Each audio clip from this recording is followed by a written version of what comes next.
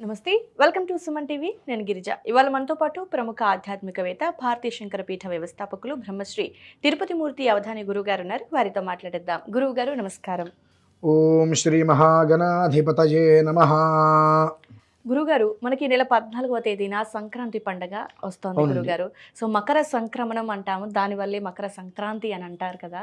So మరి ఈ సంక్రాంతి అంటే మనకు మామూలుగా తెలిసిందే, పండగ చేసేసుకుంటాం సాధారణంగా, పూజ చేసుకుని అంతవరకే తెలుసు.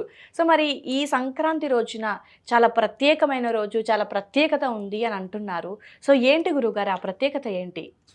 సంక్రమణము అంటేనే చాలా విశేషం. సంక్రమణం అనేటువంటిది సంక్రాంతి ప్రతి నెల వస్తుంది. అవును. అదే మకర సంక్రాంతికి ప్రత్యేకత ఎందుకు వచ్చింది అంటే, రవి మకరంలోకి ఎంటర్ అవుతాడు. మకరం అంటే శని గృహం, శని గృహంలోకి రవి ఎంటర్ అవుతాడు. అదే ఒక పండగ. ఎందువలన పండగ అంటే, రవి శని తండ్రి కొడుకులు, గాఢబద్ధ శత్రువులు. తండ్రి కొడుకులు కానీ శత్రువు. శని అంటే రవికి అస్సలు పడదు, ఏ కోశాన పడదు. కానీ అటువంటి పడనటువంటి రవి శని ఇంట్లోకి అడుగు పెడుతుంటే ఆ శనికి ఉండేటువంటి ఆనందం పండగ అంతా ఇంత కాదు, అంత విశేషమైంది. దానికి తోడు మనకు పునర్వసు నక్షత్రం, మంగళవారం, పాడ్యమి. పాడ్యమి అంటే మొదటి తిథి బహుళ పక్షంలో. మంగళవారం అదృష్టం ఏమిటంటే అమ్మా, పునఃపునః అంటారు. మంగళవారం అంటే మారు కోరుతుంది అంటారు. పండుగ వాతావరణం ఏదైతే ఉంటుందో అది ప్రతి ఇంట్లో కూడా మారు కోరుతుంటుంది ఎప్పటికప్పుడు.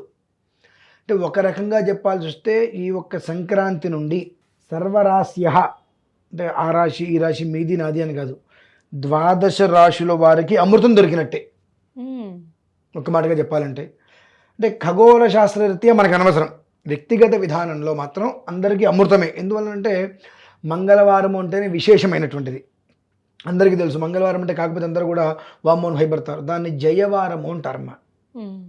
మంగళవారం ఏ పని మొదలు పెడతామో అది దిగ్విజయంగా పూర్తవుతుందని దానికి జయవారము అని పేరు. లాభం జయం అని మనం అనుకుంటుంటాం, జయ లాభ యశ కామ అని చెప్పి, అలా అందులో జయవారం అంటారు దీన్ని. కాబట్టి ఆ మంగళవారం అనేటువంటి స్వతహాగానే ఎప్పుడూ కూడా మారు కోరుతూ ఉంటుంది ఏదైనప్పటికీ కూడా. అందులో సంక్రమణం అనేటువంటిది పిల్ల పాపలు ఇంటికి కొత్త అల్లుళ్ళు రావడం కానీ ఇదంతా కూడా చాలా విశేషంగా ఒక పండుగ వాతావరణంగా ఏదైతే ఉంటుందో అది ప్రతినిత్యం ప్రతి గృహంలో కూడా ఎల్లవేళలా ఆ పండుగ వాతావరణం అనేటువంటిది పోకుండా ఆ భగవంతుడు కాపాడతాడు. ఒకటి. రెండు, ప్రతిదానికి ఒక స్వీకరించడానికి ఒకటి మనకు అవసరం అమ్మ. క్రితం సంవత్సరం నాకు తెలిసి 1000 మందికి ఇచ్చుంటా. ఇవి శమంతక కెంపు అని, మీకు దాని పేరు కెంపు అసలు, అంటే అందరికి అర్థమయ్యే భాషలో శమంతక మణి. మనం పూర్వం వెళ్తే చిత్రాజిత్తు విషయానికి వెళ్తే, వినాయక చవితి కథలో శ్రీకృష్ణుడు ఆ శమంతక మణిని దొంగతనం చేశారని చెప్పి నీలాపనిందలు పడుతుంది కదా, ఆ శమంతక కెంపమ్మ. అది సంక్రాంతి నుంచి ఒక 7 రోజులు 7 రాత్రుల వ్యవధిలో దాదాపుగా ప్రతి ఇంటికి అది తెచ్చుకొని, మెడలో అందరికీ కూడా మాలలు గొలుసులు ఉంటాయి కదా, ఆ గొలుసుకి ఇక్కడి వరకు అంతే, మరి ఎక్కువ కిందకు కాకుండా ఇక్కడి వరకే ఉపకంఠము అంటారు. ఈ కంఠానికి దక్కగా ఆ శమంతక కెంపుని ఒక లాకెట్ లాగా చేయించుకొని శరీరానికి తగిలేటట్టుగా వేయించుకోగలిగితే, బహుశా ఆ కెంపు దేనికి, సూర్యనారాయణ స్వామి వారికి ప్రత్యక్ష రూపం, ప్రతిరూపమే కెంపు. సూర్యారిష్టేతు సంప్రాప్తే సూర్య పూజాంచకారయేతు సూర్య ధ్యానం ప్రవక్ష్యామి ఆత్మపీడ ఉపశాంతయే. ఆ కెంపు అనేటువంటిది ఉండటం వలన ఏమవుతుంది అంటే, మామూలు కెంపు కదమ్మా, ఇప్పుడు నా మెడలో ఉంది చూడండి, మీకు చూపిస్తాను ఒకసారి దగ్గరగా. ఇందులో 4 రకాల కెంపులు ఉన్నాయి. అవును, 4 రకాల కెంపులు ఉన్నాయి. నా చెవుకుందా చూడమ్మా, ఇది కెంపు. మనకు కెంపులు, జాతి కెంపులు దొరకాలంటే మన ఆస్తులు అమ్ముకోవాలి. అంత రేట్ ఉంటుందా గురుగారు? జాతి కెంపు అమ్ముకోవాలంటే ఆస్తులు అమ్ముకోవాల్సింది మనం. ఇది నాకు 6వ తరం అండి. నా వరకు నేను మెడలో వేసుకుంది ఇది 6వ తరం. ఇప్పుడు ఇలా చూసుకుంటూ వస్తే ఈ పైన ఇలా పట్టుకుందాము, ఇది ఒక రకం అమ్మ కెంపులు. ఈ మధ్యలోది ఒక రకం,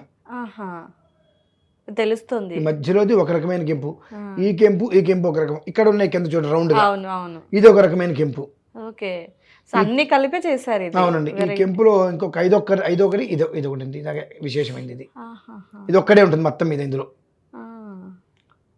4 రకాల పూర్తి కెంపులు ఉంటే ఒకటి విశేషంగా ఏర్పాటు చేయడం జరిగింది. ఇందులో మనకు శమంతక కెంపు అంటే ఇదిగోండి ఇట్లా ఈ రంగులో వస్తాయి. Okay okay. ఇది కెంపు అనడానికి వీల్లేదు. కెంపు అంటే ఇదండి, నలుపు రంగు. నలుపు కాదండి, ఇది రక్తం లాగా ఎర్రటి ఎరుపు, ఇది పూర్తిగా మెరూన్ కలర్ కుంకుమ ఉంటుంది, దానికన్నా డార్క్ అనమాట ఇది. Okay okay okay. ఇది శమంతక కెంపు. ఈ శమంతకము అనేటువంటిది మనకు ఆ మణి రూపంలో ఉన్నప్పుడు అది ఎక్కడైతే ఉంటుందో అది వృద్ధి చేస్తూ ఉంటుంది అనేటువంటిది ఏ రకమైతే కనుక ఉన్నదో దాని యొక్క వంశ ప్రభావం ఇదంతా. ఓకే. అనువంశం దానికి. ఇది ఎవరింట్లో అయితే ఉంటుందో వారు సంపాదన ఎంత, వచ్చేది ఎంత, పోయేది ఎంత అనేటువంటి విషయం నార్మల్గా మనకు తెలీదు. ఎందువల్లంటే మనకు అనేక రకాల ఈఎంఐలను అప్పులు సొప్పులు ఉంటాయి కాబట్టి ఎంత సంపాదిస్తున్నామో తెలియదు, కానీ పోయేది మాత్రం మనకు అంత ముందు కనిపిస్తూ ఉంటుంది, అది మాత్రమే చూస్తాం. అంటే ₹1,00,000 మనకి పోయినంటే ₹1,00,000 మనం సంపాదిస్తున్నాం అనే విషయం మనకు ఉండదు. ఎందువల్లంటే ఏం మిగిలింది ఏం లేదు. అది ఏదైతే కనుక మనకు వృద్ధి అనేటువంటిది లేకుండా సంపాదన నిష్క్రమించేస్తుందో దాన్ని ప్రతిరోజు వృద్ధి తీసుకొస్తుందమ్మా. శమంతకం అని ఇంట్లో ఉండడం శమంతక కెంపు హృదయం. Okay okay. ఆ మనిషికి ఉంగరం కూడా పనికిరాదమ్మా అది. ఇక్కడికి తనకి ఏదన్నా వెండిదో బంగారంలో గొలుసుంటే దానికి ఒక లాకెట్ లాగా చేయించుకొని ఇక్కడ వరకు వచ్చేటట్టుగా పెట్టుకుంటే అది వృద్ధి తీసుకొస్తుంటుంది దినదినము. శుక్లపక్షంలో చంద్రుడు ప్రతిరోజు ఏ రకంగా వృద్ధి చెందుతూ ఉంటాడు, సూర్యోదయంలో సూర్యుడు కొంచెం ఇలా ఇలా ఇలా వచ్చేదైతే వృద్ధి చెందుతుంటాడు, ఆ రకంగా దినదినము వృద్ధి తీసుకొస్తుంది. కింద సంవత్సరం కొన్ని 1000 మంది వరకు నేను ఇచ్చా, అంతకుముందు ఇవ్వడం నాకు కుదరలేదు. అందరూ చాలామంది కూడా అడిగితే కారు ఒక వీడియో చేద్దాం, కింద సంవత్సరం ఈ విషయం వీడియో చేయలేదు, నేను అంత అవసరం లేదనిపించింది. వీడియో చేద్దాం, అందరికీ అర్థమవుతుంది. ఎందుకంటే తెల్లవారులేస్తే అనేక సమస్యలు, మానసికంగా ఆవేదనగా ఉంటున్నారు. కానీ ఈ పండగ నుండి విశేషమైనటువంటి పర్వదినం మంగళవారంతో కూడి రావటం వలన ఎప్పుడూ కూడా వృద్ధి అనేటువంటిది ఉండాలి. దానికి తోడు రవి సంక్రమణం ఇప్పుడే ఎందుకు తీసుకుంటే బాగుంటుంది అంటున్నానంటే అమ్మా, నవగ్రహాలలో అత్యంత క్రూరాతి క్రూరమైన గ్రహం రవి. మనం అందరం శని అంటాం. అత్యంత క్రూరమైనటువంటి గ్రహం, ఎలాంటి పక్షపాతము లేకుండా నిష్కారణంగా కూడా ఎలాంటి ఒక అయ్యో అనేటువంటి స్థితి లేకుండా మనిషిని నిలువునా పాతి పెట్టేస్తాడు సూర్యుడు. అవునా? అవునా అంటారు మీరు. ఒక్కసారి 50 డిగ్రీల ఎండలు మనం చూడట్లేదండి. అవును గురుగారు. ఓన్లీ ఎండాకాలం వరకు మనం అనుకుంటాం, ఆయన తత్వమే అది. కానీ అదే తత్వంలో ఎప్పుడైతే కనుక ఆ రవి మకరంలోకి వస్తాడో పూర్తిగా అంత శక్తి కూడా అది ప్రతి మనిషికి కూడా ఉపయోగకరంగా మారుతుంది. ఎందువల్లనంటే ఆ పుత్రుడు ఇంటికి వచ్చాడు కదా, అదే ఆనందంతో శని తనకున్నటువంటి విధానాన్ని మొత్తం కూడా 10,000 రెట్లు పెంపొందించేస్తాడు ఆనందాన్ని. అది మొత్తం కూడా శక్తి గ్రహణతోటి ఈ కెంపు అనేటువంటిది ఆ సమయంలో ఎవరి మెడలో అయితే ఉంటుందో, ఆ మకర సంక్రమణం వస్తుంది కదా, మొదటి వారం రోజులు వ్యవధిలో ఎవరైతే తీసుకొని మెడలో వేసుకుంటారో వారికి అక్కడి నుంచి కూడా వర్ధమానం జీవితాంతము కూడా శుక్లపక్షంలో చంద్రుని వలె వృద్ధి చెందుతుందమ్మా. అంత గొప్పది. అదే గురుగారు, ఆ రోజున అంటే సంక్రాంతి పండుగ రోజు, పైగా మంగళవారం కాబట్టి ఆ రోజు తెచ్చి మెడలో వేసుకోవాలి. ఆ రోజు నుంచి వారం రోజుల వ్యవధిలో తెచ్చుకోవాలి, వారం రోజుల వ్యవధిలో తెచ్చుకొని మెడలో వేసుకోవాలమ్మా. దానికి ఎలాంటి నియమాలు లేవు. మెడలో వేసుకునేటిన తర్వాత దానికి బయట ఉన్నారు ఇంకోటి ఎలాంటి నియమాలు దానికి వర్తించవు. కానీ ప్రతి ఆదివారం నేను అరుణ మహామంత్రం ఇస్తానమ్మా. ప్రతి ఆదివారం అనేటువంటిది ఉదయం పూట స్నానం చేయగానే తీసేసి శుభ్రంగా ఒకసారి కడిగి ఒక ప్లేట్లో పెట్టేసేసి ఆ అరుణం వింటూ అందులో నీళ్లు అభిషేకం లాగా చేసుకుంటే అది శక్తిని మొత్తం మళ్ళీ గ్రహిస్తుంది. అది ఎంత శక్తి గ్రహిస్తే మీకు అంత దారిని అది చూపిస్తుందమ్మా. అంటే అది కాంతి, పరిపూర్ణ ఎరుపు అంటే కాంతి, పరిపూర్ణంగా జీవితానికి ఒక మార్గ నిర్దేశకంగా అది నిలబడి ఒక దారి చూపిస్తుంది. మీరు దానికి ఆదివారం ఒక్కరోజు ఒక అరగంట గంట ఓర్పు వహించి అభిషేకం చేస్తే చాలు, మళ్ళీ మెడలు వేసుకోవడమే.